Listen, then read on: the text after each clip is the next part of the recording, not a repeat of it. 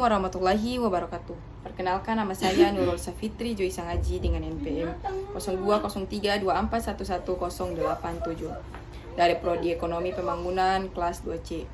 Di sini saya akan menjelaskan tentang sejarah bahasa Indonesia, kedudukan bahasa Indonesia dan fungsi bahasa Indonesia.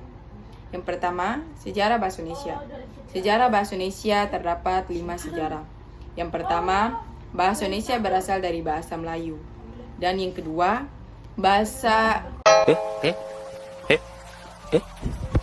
masuknya agama Islam pada abad ke-13 membawa pengaruh tradisi tulis bahasa Melayu.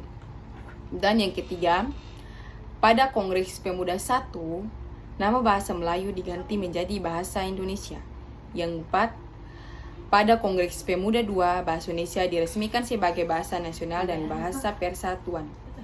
Terakhir yang kelima, Ezan Bahasa Indonesia mengalami beberapa perubahan seperti Ezan Van Opshuizen, Ezan Republik, dan Ezan Melindo.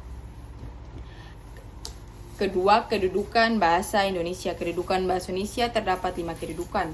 Yang pertama, bahasa Indonesia merupakan bahasa nasional Indonesia. Yang kedua, bahasa Indonesia merupakan bahasa resmi Republik Indonesia. Yang ketiga, bahasa Indonesia digunakan dalam sistem pendidikan formal di Indonesia. Yang keempat, bahasa Indonesia digunakan dalam media bahasa. Dan yang terakhir, yang kelima, bahasa Indonesia digunakan dalam hubungan diplomatik dengan negara-negara lain. Dan yang terakhir, fungsi bahasa Indonesia. Fungsi bahasa Indonesia terdapat 6 fungsi. Yang pertama, alat komunikasi nasional. Yang kedua, alat persatuan dan pembangunan.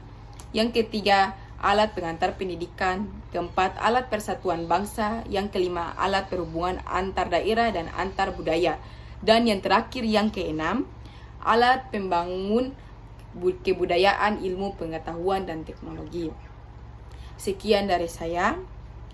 Bila ada tutur kata berbicara yang salah, saya mohon maaf. Kesalahan datang dari saya dan kebenaran datang dari Tuhan Yang Maha Esa. Damn!